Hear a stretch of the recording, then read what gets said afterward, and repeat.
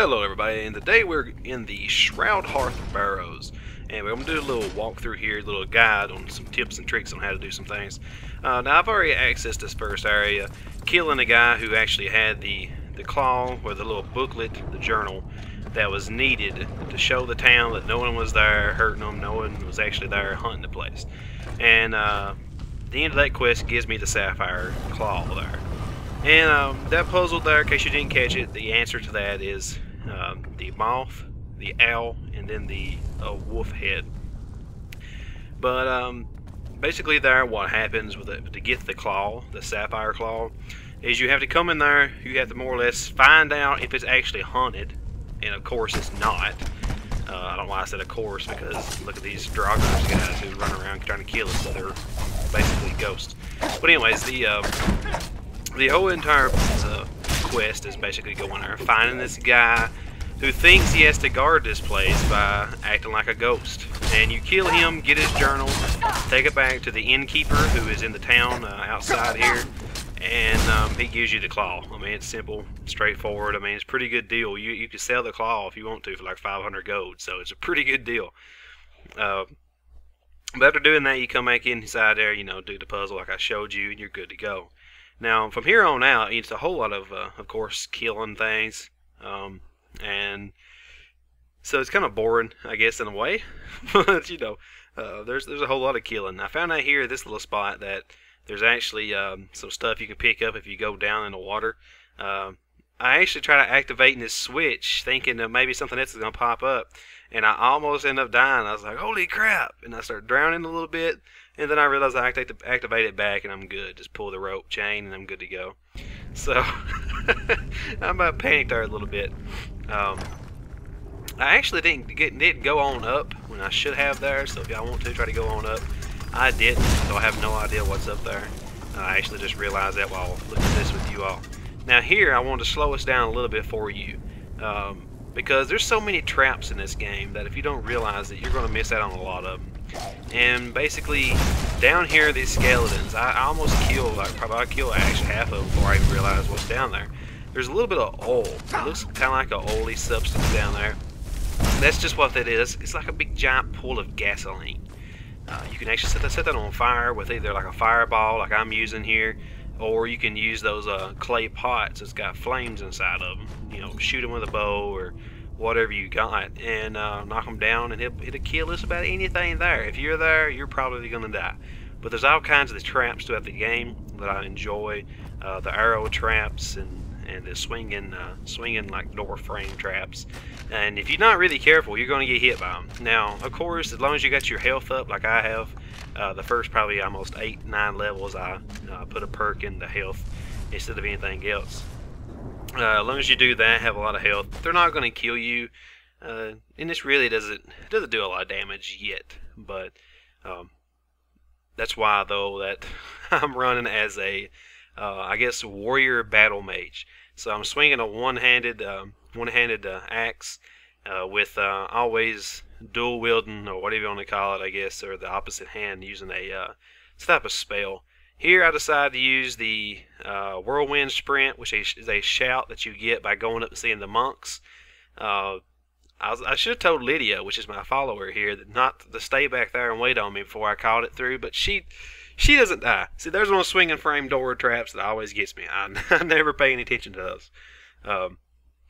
You need to kill this guy here for sure. Make sure you loot him because he has the key. I mean, you can lockpick the door. It's an expert level, though.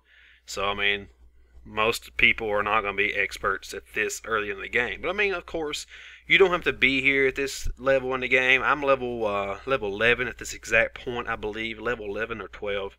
I mean, you don't have to be this level. You could be level 20 before you come here. But I wanted to kind of keep with the quest. So this area here is another puzzle, in which I think is amazing. I was a little bit kind of bum puzzled at the fact of, you know, normally when they have a puzzle like this, they have a little emblems that kind of show you what the layout should be. You have 4 of these little pillars. You got a twist to a certain combination. I couldn't figure out where the combination was. I was looking around trying to figure it out, and I was like, holy cow, what do I need to do? And then I heard one of those draugrs wake up, you know, how they crawl out. So I figured I'd get out my weapon and start getting ready. And he's in a door, so apparently the door was open and I didn't realize it. So just remember to go ahead and enter the door. And then I realized, okay, there's the combination. I better get my coin purse. So the combination is simply, as you see on the screen already, fish, eagle, snake, fish. And that is left to right on the pillars. Now if you actually want to see it for yourself, where Lydia is standing right now, you have to stand there and you can it kind of swing around on rotational each one of these little figureheads and show you the combination. Now at the time I hadn't actually seen the fourth one. I was thinking there's only 3, but I end up going back here just in a second. You'll see and figure out what that fourth one was. I was like, holy crap, what is it? And that's when it dawned on me there. I was like, 1, 2, 3, 4. Oh, fourth door. So make sure you stand on it there and it will spin around the circle for you, each and every door. But the combination again is on the screen. It's fish, eagle, snake, fish, and it is left to right. So just remember that as you're doing this quest. If you have any trouble, then stand back on the little I call it a trap. It looks like an actual trap you would have on, say, a steel trap or something like that you set for an animal. Here's a swinging door. I did catch that one, the little devil. I seen that. I seen the little door post there, the little post that lets it swing on. I guess you call it a pivot arm. Here is another door that you're able to lockpick and get in. And the only thing I had was a golden ingot, so basically a golden bar. There's a little trap inside here though, so I mean, you know, it's good level your lockpicking. It helps a lot. I didn't realize there's a trap here because, of course, it's a weighted trap. So, I mean, like I said, it does a lot of damage. It didn't actually hurt me at all. If you see there, it didn't hurt my health really at all. I took down 10 or something like that, 10 or 20. It really didn't hurt me at all. And I was like, oh crap, Lydia, watch out. And of course, she cusses me out. I didn't see that trap. Here we are to the actual, one of the kind of the central areas in which you have to fight a buttload of skeletons and a buttload of draugrs. I mean, like, I just went ahead and started looking around everywhere. The skeletons die really easy to like a firebolt or just one swing of my axe at this level. I leveled up there. I went ahead and done it without recording it because that's going to be a lot of time. I like to really plan out my each and every perk, each and every skill. I was like, holy crap, don't come back to life. And then I realized after killing it that she had actually summoned it back to life. I gave her 2 of the staves and stuff to carry for me. That was like, one was Fury and one was Raising the Dead. So that she'd be able to basically take some weight off of me. And I was always freaking out, and I finally figured it out, as you can see there. Okay, in this part here, I was like, okay, this bridge is still up. I don't understand what I need to do. So I kind of just run around trying to look for maybe a little trap, a little puzzle I need to get. I went ahead and looted some more of the people. And then finally just the guy just reses. The guy finally just... There's a little bit of delay in the game.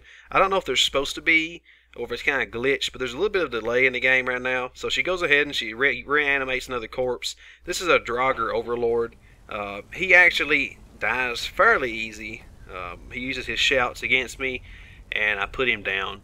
The reason I didn't record it was basically I did, but that part of the file was corrupted, and I decided not to put it in.